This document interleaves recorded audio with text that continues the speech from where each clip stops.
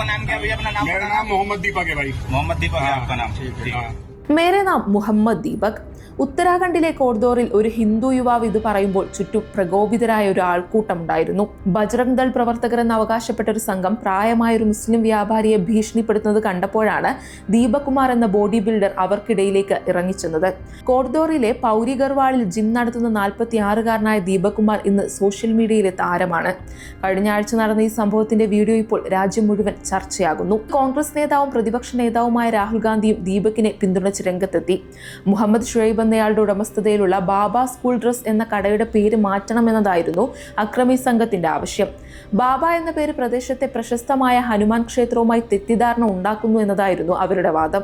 70 വയസ്സുള്ള വക്കീൽ അഹമ്മദ് എന്ന വൃദ്ധൻ കടയിലിരിക്കുമ്പോഴാണ് സംഘം ഭീഷണിയുമായി എത്തിയത്. തന്റെ സുഹൃത്തിന്റെ കടയിലിരിക്കുകയായിരുന്ന ദീപക് ഈ കാഴ്ച കണ്ടാണ് അവിടേക്ക് എത്തിയത്. 30 വർഷമായി ഈ കട ഇവിടെയുണ്ട്, നിങ്ങളാണോ ഇതിന്റെ പേര് മാറ്റാൻ പറയുന്നത് എന്ന് അദ്ദേഹം ആൾക്കൂട്ടത്തോട് ചോദിച്ചു.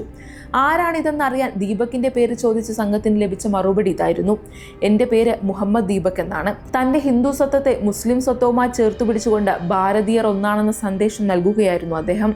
സംഭവവുമായി ബന്ധപ്പെട്ട് 3 FIR-കൾ പോലീസ് രജിസ്റ്റർ ചെയ്തിട്ടുണ്ട്.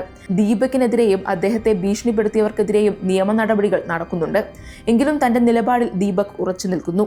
അങ്ങനെ മേരെ നാം മുഹമ്മദ് രാജ്യത്തിന്റെ കൂടി ശബ്ദമാകുന്നു.